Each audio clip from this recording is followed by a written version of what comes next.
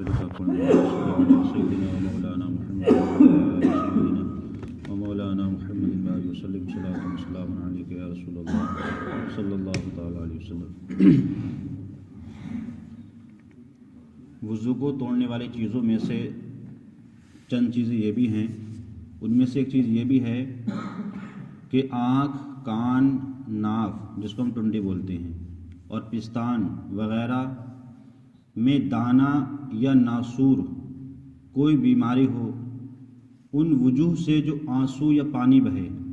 تو وہ بھی وضو کو توڑ دے گا۔ اس چیز کا بھی ہمیں خاص طور سے دھیان رکھنا چاہیے کہ ہماری آنکھ میں یا ناک کان میں یا ناف ٹھنڈی میں یا پستان وغیرہ میں کوئی اگر دانہ ہے یا کوئی ناسور ہے یا کوئی بیماری ہے جس کی وجہ سے آنسو آ رہا ہے یا پانی نکل رہا ہے اور اگر وہ بہہ جائے تو اس سے بھی کیا وضو ٹوٹ جائے گا۔ اسی طریقے سے ایک مسئلہ یہ بھی ہے کہ چھالا نوچ ڈالا، کہیں چھالا اگر بدن میں کہیں نکلا اور چھالا اگر نوچ ڈالا، اگر اس میں سے پانی بہہ گیا تو اس کا وضو ٹوٹ جائے گا، اور پانی نہیں بہا تو وضو نہیں ٹوٹے گا۔ مثال کے طور پر چھالا ایسا ہے کہ جو تازہ ہے، جس میں پانی ہے، آپ نے اس کو توڑا یا پھوڑا اور اس میں سے پانی بہہ گیا تو اس سے وضو ٹوٹ جائے گا، اور اگر چھالا خشک ہو گیا، مطلب خالی آپ نے چھال اوپر کی کھال اٹھا دی تو اس سے وضو نہیں ٹوٹے گا۔ اسی طریقے سے منہ سے خون نکلا اور خون اگر تھوک پر غالب آ جائے تو اس کا وضو ٹوٹ جائے گا ورنہ نہیں۔ مثال کے طور پر اس کی پہچان یہ ہے کہ اگر ہمارے منہ سے اگر خون نکلا ہے تو ہم یہ دیکھیں گے کہ خون زیادہ ہے، جب ہم تھوکیں گے تو ہم یہ دیکھیں گے کہ خون زیادہ ہے یا تھوک زیادہ ہے۔ اگر تھوک زیادہ ہے اور خون کم ہے تو وضو نہیں ٹوٹے گا، اور خون زیادہ ہے اور تھوک کم ہے تو وضو اس کا ٹوٹ جائے گا۔ مطلب اگر زیادہ خون ہے اور کم تھوک ہے تو اس کا وضو جو ہے ٹوٹ جائے گا، اور تھوک زیادہ ہے اور خون کم ہے تو اس کا وضو نہیں ٹوٹے گا۔ اسی طریقے سے ایک مسئلہ یہ بھی ہے کہ جوک، جو لوگ جانور وغیرہ نہلاتے ہیں ندی کے اندر، جوک یا بڑی کلی، یہ کوئی نہ کوئی قسم کا کیڑا ہوتا ہے، اس نے خون چوسا اور اتنا پی لیا کہ اتنا خون اگر وہ خود نکالتا تو خون بہہ جاتا تو اس سے بھی وضو ٹوٹ جائے گا ورنہ نہیں بہے گا۔ جیسے جو جانور وغیرہ نہلاتے ہیں تو جوکیں وغیرہ جو ہے ہاتھ پیروں میں لگ جاتی ہیں، تو اس جوک نے اگر اتنا خون پیا ہے کہ اگر ہم اس خون کو اگر نچوڑتے تو خون بہہ جاتا تو اس سے بھی وضو ٹوٹ جائے گا۔ اسی طریقے سے ایک مسئلہ یہ بھی ہے کہ چھوٹی کلی یا جو یا کھٹمل، مچھر، مکھی، پسو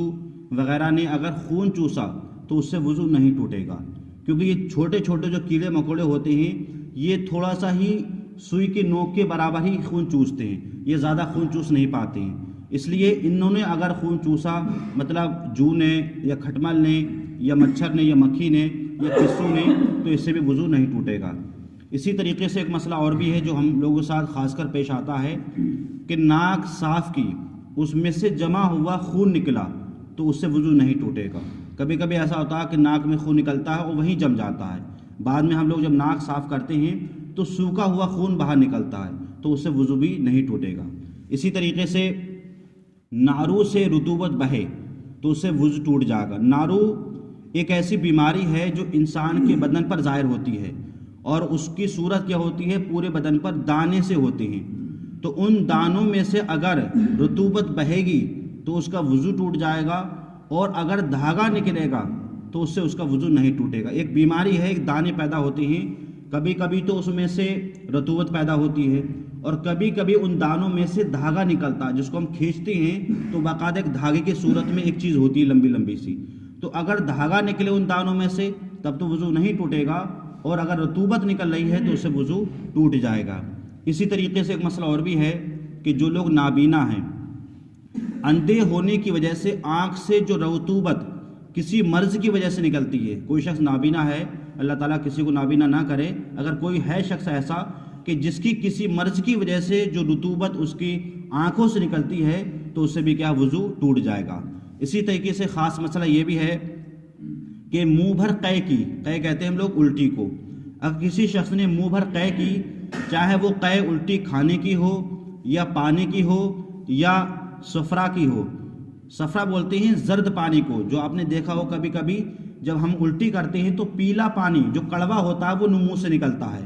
تو اگر یہ تینوں چیزیں منہ بھر ہیں، مطلب منہ بھر سے مراد یہ کہ ایسی رفتار سے یہ آئی اندر سے کہ ہم لوگ اس کو روک نہ پائے، ایک دم نکل گئی، چاہے وہ پانی ہو، چاہے وہ کھانا ہو، چاہے وہ صفرا زرد پانی ہو، تو ان سے بھی کیا ہے وضو ٹوٹ جائے گا۔ تو یہ چیزیں ایسی ہیں جو ہم لوگوں کے ساتھ کیا ہے پیش آتی ہیں۔ اللہ تعالی ہمیں اور آپ کو صحیح طریقے سے وضو کے مسائل پر عمل کرنے کی توفیق عطا فرمائے۔